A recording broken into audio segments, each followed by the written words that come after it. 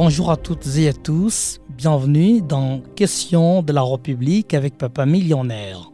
Questions de la République avec Papa Millionnaire, la chronique où l'on décortique l'information politique sans tabou ni légèreté. Aujourd'hui, nous traitons d'un sujet de brûlante actualité, condamnation à mort de Joseph Kabila, justice ou mascarade. Vous le savez déjà, chers amis, le 30 septembre dernier, l'ancien président de la République démocratique du Congo, Joseph Kabila Kabange, a été condamné à mort par la haute cour militaire. Ah oui, vous avez bien entendu, condamné à mort en son absence, sans avocat, sans débat contradictoire digne de ses noms, et pour un chapelet d'accusations qui ferait pâlir d'envie un scénariste hollywoodien en manque d'inspiration.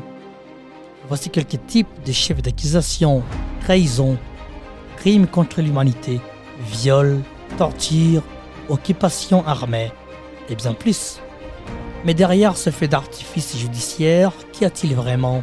Une justice qui se dresse enfin contre les puissants ou une justice qui se prosterne une fois de plus devant le pouvoir en place? C'est ce que nous allons tenter de démêler ensemble avec un œil très critique, une oreille très attentive et également une bonne dose de lucidité. Dans un instant, nous crèvons l'abcès. Mes chers amis, nous avons été en face d'un procès sans accusé. Cela s'appelle un monologue en toge. Commençons bien évidemment par cette réalité. Un procès sans l'accusé, ce n'est pas un procès, c'est un spectacle. Joseph Kabila n'était pas là. Il n'avait pas d'avocat. Il n'a pas pu se défendre. Et pour cause, il vit à l'étranger dans une forme de semi-exil depuis la fin de son mandat en 2019. Alors, comment juger un homme qui n'est même pas dans la salle? En invoquant la fuite? En brandissant la présomption de culpabilité? Non. En réalité, ces procès expéditifs ressemblent moins à une quête de vérité qu'à une mise en garde politique. Une mise en scène dont le but n'est pas tant de punir Kabila que de le pousser à la faute. Puisque voyez-vous, si Kabila réagit, s'il parle, s'il bouge, s'il revient, eh bien, il tombe du coup dans le piège. Les pouvoirs actuels, celui de notre bien-aimé président Félix Tshisekedi, espère qu'il sortira de sa réserve, qu'il se mettra à dos la communauté internationale, qu'il légitimera par sa réaction cette condamnation absurde. Mais Kabila, ancien général, ancien chef d'État, ancien maquisard, n'est pas du genre à se jeter tête baissée dans la gueule du loup. Il connaît la stratégie. Parfois, son silence est l'arme la plus tranchante. N'est-ce pas qu'il est le roi du silence? Un silence de sagesse, un silence de stratégie calculée. Les observateurs avertis ne manquent pas de rappeler, à partir de ces verdicts de la haute cour militaire, que la justice congolaise est malade. Très bien. Malade de quoi? Des corruptions? Des partialités? Des soumissions au pouvoir exécutif? Oui, tout cela. Et pourtant, un miracle s'est produit. Sans antibiotiques, sans réforme, sans greffe institutionnelle, cette justice se lève un matin, enfile sa toge et condamne un ancien président à mort. C'est un peu comme si un patient en soins intensifs, branché à 3 perfusions, s'élevait d'un seul coup pour courir un marathon. On se demande qui l'a réanimé et surtout à quel prix. Eh bien, ce verdict, aussi spectaculaire soit-il, ne résout aucun des maux réels du Congo. L'insécurité dans l'Est, la pauvreté galopante, la dégradation des services publics, l'absence de perspectives pour la jeunesse congolaise et tout ce que vous pouvez imaginer. Non, ces verdicts servent tout simplement d'écran de fumée. un paravent derrière lequel le pouvoir actuel cacherait ses propres échecs, ses propres défaillances. Et puis, soyons clairs, chers amis, comment peut-on accuser Kabila de complicité avec le M23 alors que Kinshasa négocie justement avec ce même M23, ce même mouvement à Doha? C'est ce qu'on appelle en géopolitique la géométrie variable du pouvoir. Aujourd'hui ennemi, demain interlocuteur, sauf que dans ce cas, l'ennemi d'hier est aussi l'ancien président d'avant-hier et les boucs émissaires d'aujourd'hui. À bien réfléchir sur la question, on observe que derrière cette affaire, il y a aussi une campagne de dénigrement systématique, teintée de xénophobie, qui a préparé le terrain.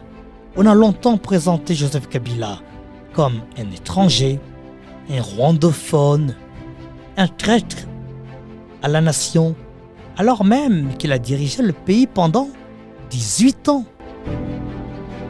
Mes amis, cette rhétorique n'est pas innocente. Elle sert plutôt à diaboliser l'adversaire politique en les transformant en menaces existentielles. En réalité, c'est une vieille recette, utilisée partout dans le monde dès que le pouvoir, sans le sol, se dérober sous ses pieds. Mais attention, en jouant avec le feu du nationalisme haineux, on risque de brûler la maison entière. Déjà, les réseaux sociaux sont en ébullition. À Kinshasa, à Lubumbashi, à Goma, à Bukavu et dans d'autres grandes villes du pays, les tensions montent. Certains appellent Kabila à revenir sauver le pays. D'autres craignent une escalade de violence. Et tout le monde, presque, commence à se poser la même question. Et si ces verdicts n'étaient qu'un prélude à une crise plus profonde, plus dangereuse, plus mordante? Que Dieu nous en préserve. Une chose est sûre, mes amis, Joseph Kabila n'est plus au pouvoir, mais il hante toujours la scène politique. Il la dérange. Il est ce fantôme que l'on invoque pour expliquer tous les maux, mais aussi ce sauveur imaginaire auquel on pense dans certains rêves quand le présent devient trop sombre. Ironie du sort, ceux qui l'ont rejeté hier le réclament aujourd'hui. Hier, on criait Kabila doit partir. Aujourd'hui, on murmure au sein de la masse populaire, au sein de la populace, Kabila revient.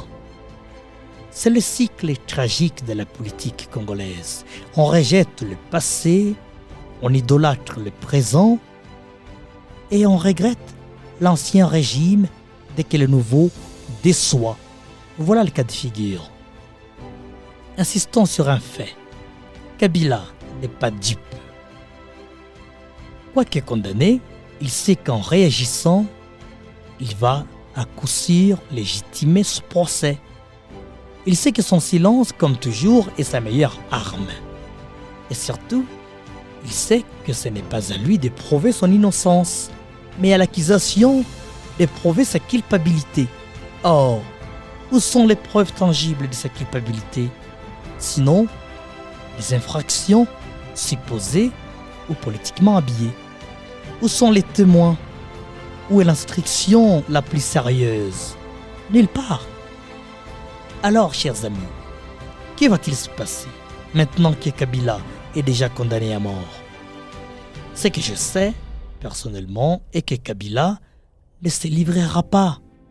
Un mandat d'arrêt international serait symbolique, voire même ridicule, tant la plupart des États africains et au-delà refusent de cautionner ce genre de procès politiques, ce genre de procès politisés. Quant à la population, au niveau local, elle est épuisée. Et visiblement, elle est désillusionnée, fatiguée. Pas seulement par la pauvreté, mais par le cynisme. Par cette impression que, quel que soit le régime, les règles du jeu ne changent jamais. On élimine les rivaux, On instrumentalise la justice, on divise pour mieux régner, on étouffe pour mieux imposer même des lois impopulaires.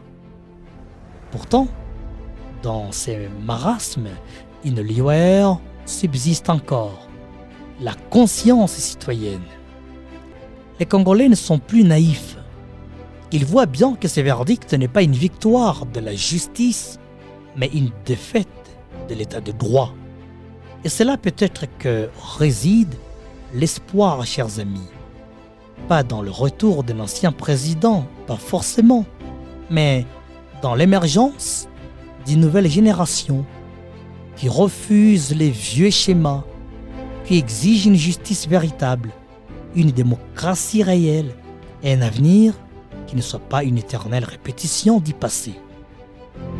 Maintenant, posons-nous la question à la lumière de ces incohérences. S'agit-il des verdicts d'une justice avérée ou d'une justice malade? Verdict d'une justice ou d'une mascarade? La réponse, mes amis, ne se trouve pas dans les salles d'audience de Kinshasa, mais dans les rues, les marchés, les universités, les villages. C'est le peuple qui, un jour, jugera ceux qui ont jugé sans preuve, condamné sans débat et gouverné sans vergogne. En attendant, souvenons-nous de cette vérité têtue. Quand la justice devient l'arme du pouvoir, c'est la République tout entière qui est condamnée. Je répète, quand la justice devient l'arme du pouvoir, c'est la République tout entière qui est condamnée. C'était Question de la République avec Papa Millionnaire. Merci de votre attention et à la prochaine.